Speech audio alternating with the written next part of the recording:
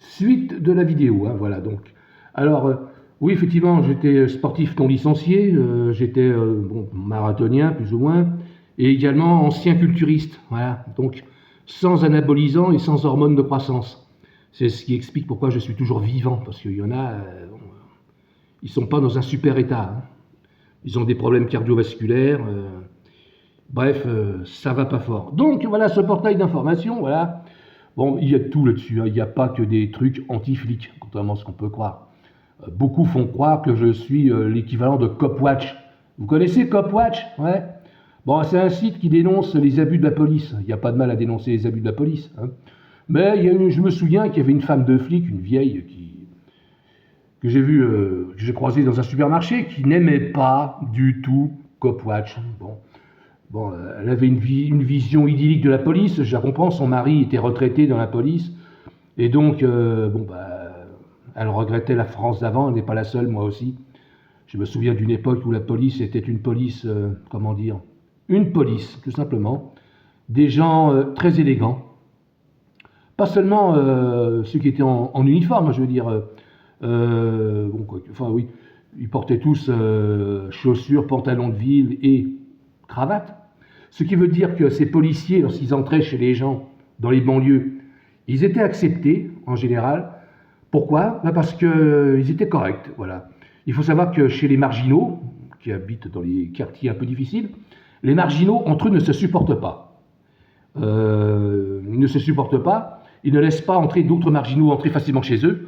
En revanche, ils laissent entrer des gens qui sont correctement vêtus. Ça peut être des témoins de Jéhovah, ça peut être des policiers, voilà. Et donc, ils ont davantage confiance, ils font spontanément confiance, en général. Voilà. Et puis, malheureusement, nous sommes entrés en guerre, hein. Nous n'oublions pas que l'État a déclaré la guerre aux Français. Je ne sais pas si vous avez remarqué, mais l'accoutrement des policiers d'aujourd'hui, pourtant, je suis un homme. J'ai peur de rien, j'ai rien à me reprocher, mais quand je les vois dans la rue, j'ai envie de faire demi-tour. Ou de changer de direction, tourner à gauche ou à droite pour ne pas les avoir en face de moi. Parce qu'ils font peur. Même moi, ils m'impressionnent. Excusez-moi, mais quand vous voyez des policiers dans un accoutrement pareil, moi j'ai connu les policiers de l'époque, moi ce que je vois, ce sont des gens violents.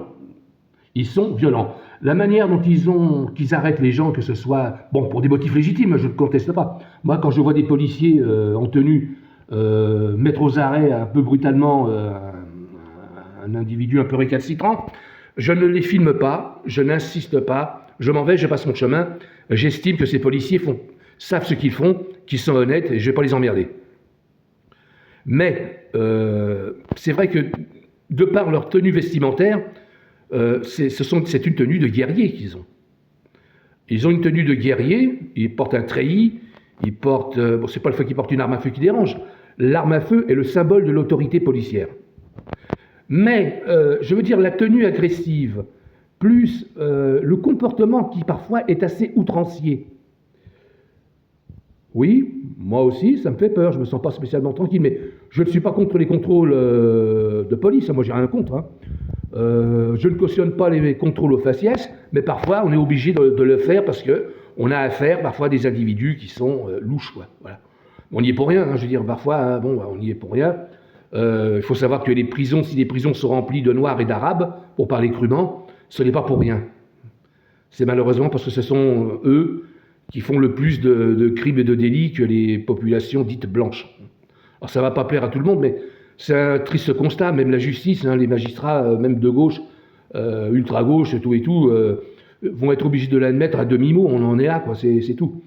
Donc, effectivement, ce que je regrette, c'est que la police, maintenant, soit devenue ce qu'elle est, quoi, c'est-à-dire quelque chose qui fait peur, voilà, qui impressionne. Bon, ils ne sont pas tous méchants, il y en a qui sont très bien, mais c'est vrai que quand même, bon sang, quand tu vois ça arriver, merde. Bon, c'est pas la guerre, je veux dire, à la limite, les militaires de Sentinelle, là, eux qui sont pourtant faits pour tuer, ce sont des machines à tuer, ils ont été programmés pour ça, je les trouve plus sympathiques. Qu'on m'explique à quoi c'est dû, quoi, je veux dire, j'irai leur parler spontanément, moi, les jeunes hein, qui portent le treillis de l'armée française, hein, ancien militaire moi-même, enfin je veux dire, appelé. Hein.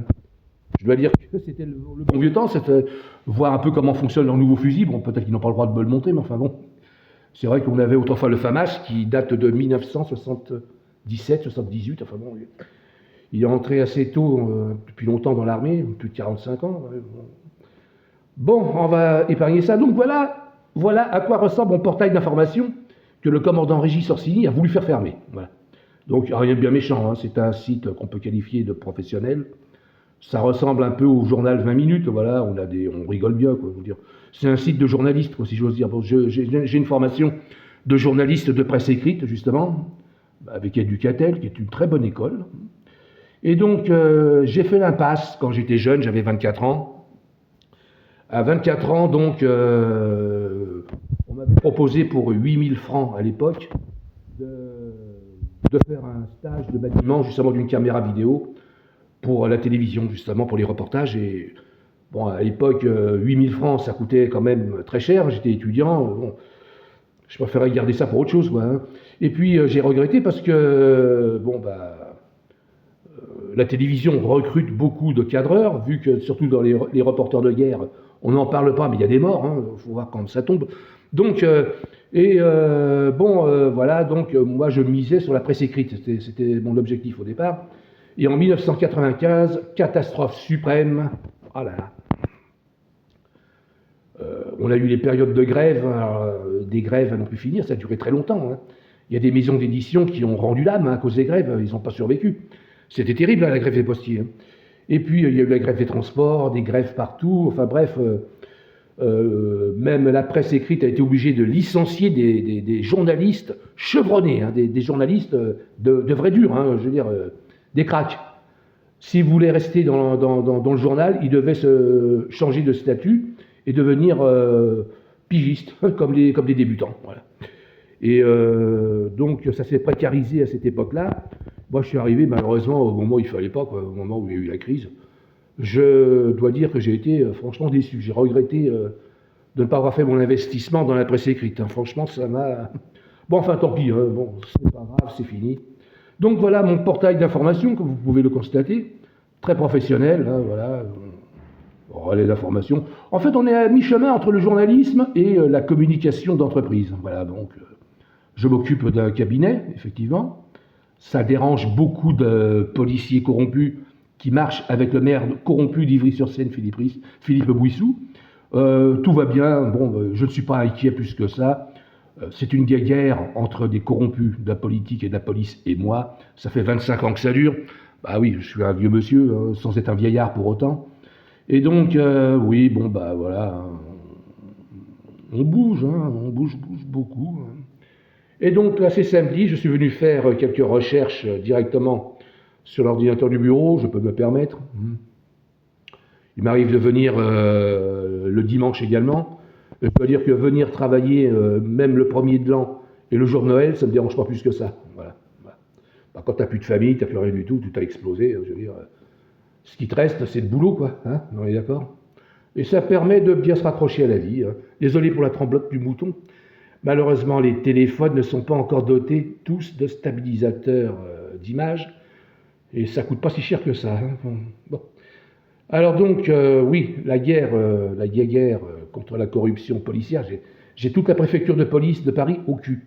Je ne sais pas si vous vous en rendez compte, mais le fait d'avoir toute la police parisienne aux trousses potentiellement qui vous attaque, hein, vidéosurveillance, espionnage des ordinateurs, téléphone portable, c'est relié également dans le métro, je veux dire, il y a une espèce de toile d'araignée, hein, finalement, qui existe, hein. La vidéosurveillance du métro parisien et des transports en commun est greffée sur Internet, donc c'est monté sur Internet et en instantané, si on veut traquer un fugitif, hein, voilà, qui se balade dans Paris, on peut le traquer par exemple, tiens, il va aller à la gare de Lyon, il va prendre le TGV pour Besançon. Je crois que maintenant dans les TGV, ils ont installé des vidéosurveillances aussi, des caméras, comme dans le métro. Ce qui veut dire que le mec qui se croit en sécurité, il est fliqué, qu'il le veuille ou non, jusqu'à Pétaouchnok. Et voilà, donc il descend à Besançon, la traque continue, quoi, le harcèlement. À quoi ça sert? À rien du tout, franchement, si ce n'est à emmerder le monde. Vous savez, pour moi, les caméras vidéo, je ne suis pas favorable, hein, la surveillance, bien que je reconnaisse leur efficacité dans certaines enquêtes. C'est un paradoxe, effectivement. Je n'aime pas la multiplication de la vidéosurveillance, mais je reconnais son efficacité dans la résolution de certaines enquêtes, effectivement. Voilà. Je reconnais que c'est efficace. Mais quand même, au niveau de la vie privée, là, il y a des choses qui ne doivent pas se faire. Je sais que je dérange beaucoup de politiciens corrompus, des politiciens pédophiles. Hein. Christian Favier, ancien président du conseil départemental du Val-de-Marne à Créteil, est un pédophile. Il était également sénateur. Je crois même qu'il s'est fait saquer du Sénat à cause de sa pédophilie. C'est mon opinion, je peux me tromper, hein, mais bon.